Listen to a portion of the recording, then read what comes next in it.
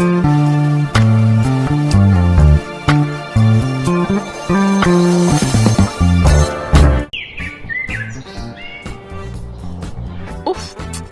कभी तो मन करता है लंबे बालों को काट कर ना एकदम छोटा कर दूं। इतने भारी बाल की जूड़ा बनाने के बाद भी जमीन पर जाकर लगते हैं। चुप कर, कोई जरूरत नहीं है इन पर कैंची लगवाने की। जानती है कितनी मुश्किल से मैंने तेरे ये बाल बड़े किए हैं। बचपन से गोले के तेल से मालिश करके एलोवेरा जेल तेरे बालों में लगाकर इनकी खूब अच्छे से देखभाल की है, तब जाकर ये इतने लंबे हुए हैं। अब जल्दी से अपने बालों को समेट बेटी, हमें जाने में देरी हो रही है। अच्छा माँ, 10 मिनट दो, मैं अभी आती हूँ। कुछ देर में तैयार होकर प्रियंका अपनी माँ के साथ शर्मा जी के फंक्शन में चली जाती है, जहाँ कौशल्या भी अपने बेटे गगन के साथ वहाँ आई हुई होती है। कौशल्या की नजर जब प्रियंका के लंबे काले घने बालों पर पड़ती है तो वो उसे बड़े पसंद आते हैं। अरे वाह, कितने खूबसूरत बाल हैं इस लड़की के, बिल्कुल देवी माँ का रूप लग रही है। इतने सुंदर बाल तो मैंने आज तक किसी लड़की के नहीं देखे। अगर ये मेरी बहू बन जाए तो मेरा लंबे बालों वाली बहू का अरमान पूरा हो जाए। कौशल्या को प्रियंका पहली नजर में ही पसंद आ जाती है। वो शर्मा जी से उसके बारे में पता लगाती है, फिर अपने छोटे बेटे का रिश्ता लेकर प्रियंका के घर जाती है।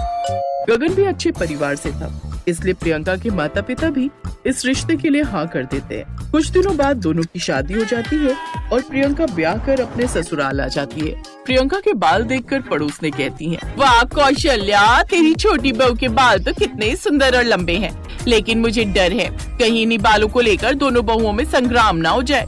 क्या मतलब? मतलब ये कि कहाँ छोटी बहू के इतने बड़े और लंबे बाल और कहाँ तुम्हारी बड़ी बहू बिल्कुल गंजी। अब ऐसा ना हो कि इन बालों के कारण ही तुम्हारी दोनों बहुओं में संग्राम छिड़ जाए। उन औरतों की बातें सुनकर अब कौशल्या को भी इस बात का डर सताने लगता है। तो वहीं प्रियंका जेठानी के गंजे होने की बात सुनकर हैरान थी। क्या गंजी जेठानी? हाँ बहू, तेरी जेठानी गंजी है और इसलिए शादी में उसने अपने सर पर घूंघट डाल रखा था। तभी उसकी जेठानी अंजलि कमरे से बाहर आती है, जो कि पूरी तरह गंजी होती है। अंजलि ने उन सब की बातें सुन ली थी और उसे सब पर बहुत गुस्सा आ रहा था, जिसे देखो बस देवरानी जी के बालों की तारीफ करता जा रहा है और मेरे गंजेपन का मजाक उड़ाते जा रहे हैं। आज तक किसी की हिम्मत नहीं हुई थी मेरे ही घर में आकर मेरे गंजेपन का मजाक उड़ाने की, लेकिन आज इस चुड़ैल के कारण मुझे ये सब बातें सुननी पड़ रही हैं। गुस्से में अंजलि अपनी देवरानी की तरफ देखती है और फिर अपने कमरे में चली जाती है। ऐसे कुछ दिन बीतते हैं। एक रोज गगन ऑफिस से घर लौटते वक्त अपनी बीवी के लिए गजरे लेकर आता है। ये लो डार्लिंग, ये तोहफा तुम्हारे लिए। अरे वाह, ये तो बहुत ही सुंदर गजरा है। हाँ, लेकिन तुम्हारे इन खूबसूरत बालों से नहीं। जब तुम इसे अपने खूबसूरत बालों में लगाओगी ना, तब इसकी खूबसूरती और भी बढ़ जाएगी। तो फिर अपने हाथों से ही लगा दो ना। तो उसके बालों में गजरा लगाता है। दूर खड़ी अंजलि की नजर उस पर जाती है तो वो गुस्से से भनभनाते हुए अपने कमरे में जाती है। क्या किस्मत है उस देवरानी की, एक तो ऊपर वाले ने इतने लंबे खूबसूरत बाल दे दिए, ऊपर से इतना प्यार करने वाला पति। देखो जरा बाहर जाकर कैसे प्यार से उसके लिए गजरा लेकर आए है और उसके बालों में लगा रहा है। तो तुम क्या चाहती हो, मैं भी तुम्हारी इस टकली टाट के लिए फूल लेकर आऊं? अरे जब वो इस खेत पर टिकेंगे ही नहीं तो क्या फायदा लगाने का। तुम बिना अच्छा मजाक कर लेती हो।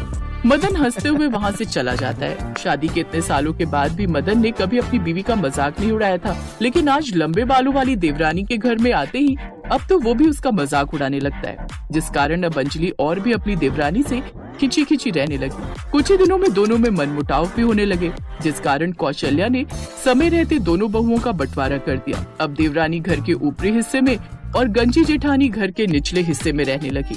एक रोज उन सबको किसी शादी में जाना था। कौशल्या काफी देर से हॉल में खड़ी दोनों बहुओं का इंतजार कर रही थी। ओफो बहुओं, अब आ भी जाओ, कितना वक्त लगाओगी? माँ जी वो बाल संवारने में। हाँ रहने दे बहू, जानती हूँ तुझे तो वक्त लग ही गया होगा, लेकिन इस मुई गंजी को क्यों इतनी देर लग गई? इस टकले को चमकाने में क्यों देर हो गई तुझे तो बल्कि जल्दी से तैयार होकर अपनी देवरानी की मदद करनी चाहिए थी। अब चलो भी, बारात आ जाएगी। कुछ देर बाद वो सब शादी में पहुँचे तो सबकी नजर देवरानी के खूबसूरत बालों पर जाती तो उसकी तारीफ करते नहीं थकते। वाओ प्रियंका भाभी, आप तो वैसे ही कितने खूबसूरत हो, ऊपर से ये खूबसूरत बाल आपकी खूबसूरती में चार चांद लगा रहे। बताओ ना आप अपने बालों में क्या लगाते हो? अच्छा आओ, मुझे आपके साथ सेल्फी लेकर सोशल मीडिया पर अपलोड करनी है। पूरी शादी में सबका ध्यान सिर्फ प्रियंका के बालों पर था। सब उसे ही घेर कर खड़े थे। अंजलि भले ही जेठानी थी, लेकिन फिर भी उसे वो इज्जत नहीं मिल रही थी जो उसकी देवरानी को मिल रही थी। अब प्रियंका के लिए उसके मन में नफरत और भी बढ़ गई थी। उस रात घर आकर वो भी चैन की नींद नहीं सो पाई। बड़ा घमंड है ना इस देवरानी को अपने इन लंबे बालों पर। अब इसे ऐसा मजा चखाऊंगी कि ये भी याद रखेगी। अगले दिन वो ऊपर अपनी देवरानी के कमरे में जाती है और उसके बिस्तर पर च्युइंगम चिपका देती है। कुछ देर बाद जब देवरानी रसोई में काम करके अपने कमरे में कमर सीधी करने के लिए लेटती है तो उसके बालों में च्युइंगम चिपक गई। अरे ये क्या, मेरे बाल ये चिपक कैसे गए? माँ जी। कुछ देर बाद वो दोनों वहाँ आती हैं। माँ जी देखिए ना, मेरे बालों में च्युइंगम चिपक गई। ओह नो, लगता है अब तो आपके बालों को कटवाना पड़ेगा देवरानी जी। मैं अभी कैंची लाती हूँ। नहीं, उसकी कोई जरूरत नहीं है। तू 2 मिनट रुक बहू, मैं अभी आई। सास फ्रिज से बर्फ लेकर आई और प्रियंका के बालों पर लगाकर उस च्युइंगम को छुड़वा दिया।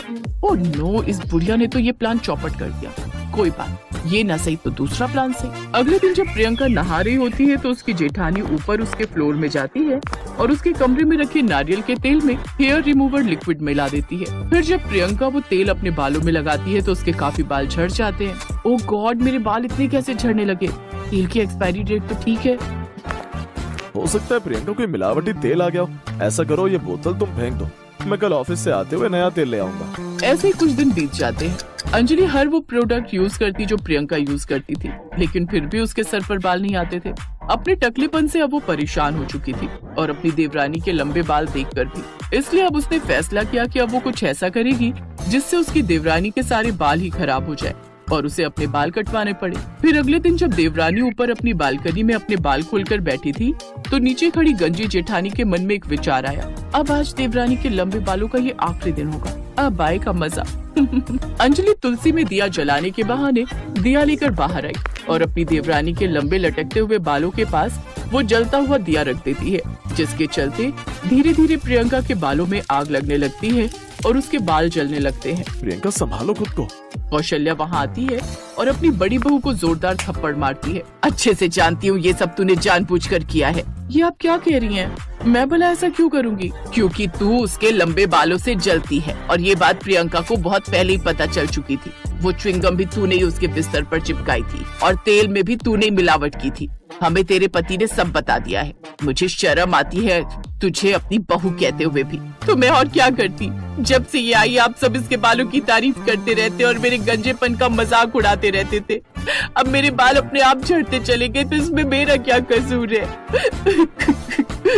अंजलि रोने लगती है। तभी प्रियंका उसे गले से लगा लेती है। अगले दिन प्रियंका अंजलि को लेकर बालों वाले डॉक्टर के पास जाती है और उसके गंजेपन का इलाज करवाती है, जिससे उसके बताए हुए प्रोडक्ट से अब अंजलि के सर पर भी बाल आने लगते हैं और अब वो दोनों देवरानी जेठानी खुशी खुशी रहती हैं।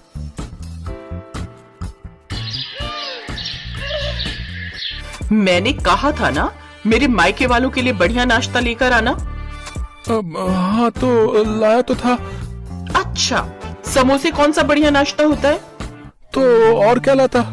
क्यों, जरा सा और आगे जाने में तुम्हारे पैरों में दर्द हो गया था क्या? बढ़िया पेस्ट्री ला सकते थे, ब्रेड पकौड़े, नमकीन, गुजिया, कितना कुछ ला सकते थे, लेकिन लाए क्या?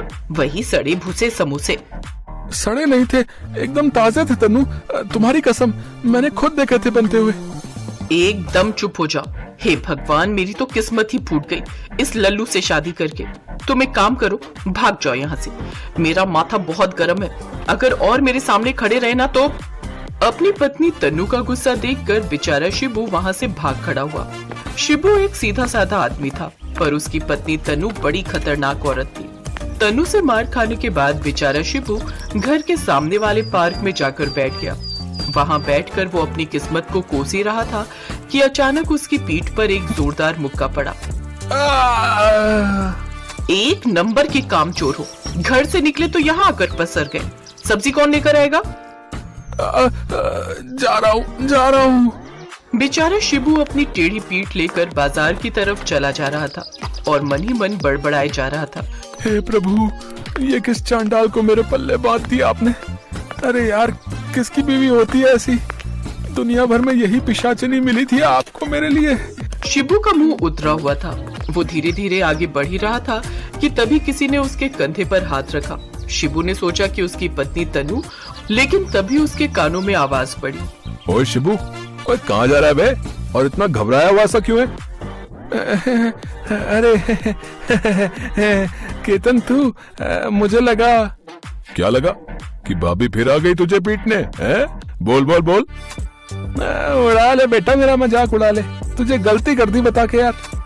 अच्छा सॉरी भाई। वैसे क्या आज फिर से पिटा है तू? है? हाँ यार, जब देखो हाथ उठा देती है धोबन की तरह। अबे तो छोड़ क्यों नहीं देता उसे? है?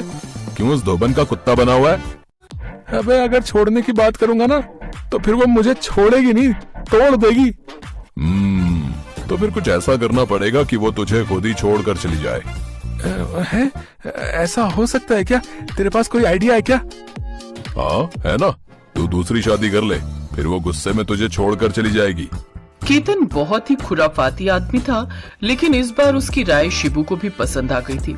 वो उसी दिन से अपने लिए नई पत्नी की तलाश में जुट गया। फिर कुछ दिनों बाद पार्क में उसे एक लड़की नजर आई, जिसके बाल बहुत ही घने और लंबे थे। और फिर उफ, क्या लड़की है यार, इतने गहरे घने काले बाल और ऊपर से क्या प्यारी सूरत है इसकी। हाँ यही है वो। इसी को बनाऊंगा तन्नू की सौतन। अगर ऐसा हो गया ना तो कसम से तन्नू तो जल भुनकर मरी जाएगी। ओहो, कितने प्यारे बाल हैं इसके। और एक वो चुड़ैल, गिनकर 6 बाल लिए घूमती है सिर पर। है? शिबू ने उस लड़की से हाय हेलो की और फिर उसके बालों की तारीफ करना शुरू कर दिया। फिर एक दिन शिबू ने उसे शादी का प्रस्ताव दे ही दिया, जिसे मोहिनी ने स्वीकार भी कर लिया। और फिर कहाँ मर गए थे सारा दिन? तमीज से बात कर, मैं शादी करने गया था। ये देख, ये है मोहिनी, तेरी सौतन। आज से ये इसी घर में रहेगी, और अगर तुझे मंजूर नहीं तो चली जा अपने मायके। ये सुनकर तन्नू की आंखों में खून उतर आया और अगले ही पल शिबू की गर्दन उसके हाथों में थी। उधर मोहिनी अपने पति को बचाने की कोशिश करने लगी, लेकिन तन्नू ने उसे भी एक घुसा मारकर बेहोश कर दिया। तेरी हिम्मत कैसी हुई मोहिनी पर हाथ उठाने की? देख तन्नू, तू चाहे तो मार मार कर मेरी जान ले ले, लेकिन मैं अब मोहिनी से ही प्यार करूंगा। शिबू का इतना कहना ही था कि तन्नू ने उसकी गर्दन पकड़कर कि शिबू की सांस ही अटक गई। मेरे पति से दूर हट जा चुड़ैल, इतना कहकर तन्नू ने मोहिनी के बाल पकड़ लिए। तभी अचानक वो लंबी सांस लेकर बिस्तर से उठ बैठी। हे भगवान, ये क्या सपना देखा मैंने? तन्नू ने बगल में देखा तो उसका पति शिबू आराम से सो रहा था। उसने प्यार से शिबू के माथे पर हाथ फेरा। तभी शिबू भी डर कर उठ बैठा। है? कुछ चाहिए क्या, या मैं कुछ भूल गया? आई एम सॉरी, माफ कर दो मुझे। अच्छा ये बताओ, तुम्हें मेरे बाल कैसे लगते हैं? बहुत ही प्यारे, बहुत ही अच्छे। पर हुआ क्या? कुछ नहीं, आज से मैं कसम खाती हूँ तुम्हें कभी नहीं मारूंगी, पर उस केतन से दूर रहना, समझे? है? कौन केतन? कुछ नहीं, सो जाओ। उस दिन पहली बार शिबू और तन्नू एक साथ मुस्कुरा रहे थे।